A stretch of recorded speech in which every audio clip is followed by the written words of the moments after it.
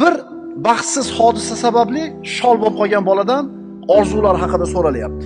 Televizorda ko'rsatyapti.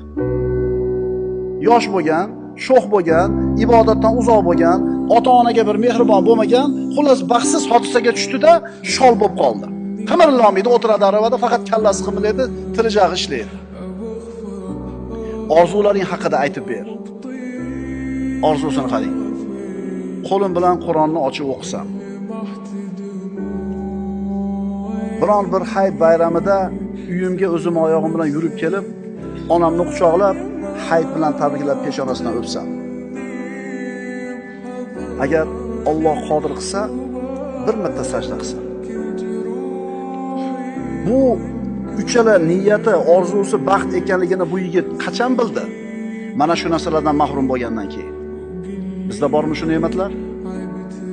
Ikkita oyog'ing bilan yurishing haz ekanmishmi, birodar? Shol bo'lgan odamlarga qaramaysanmi?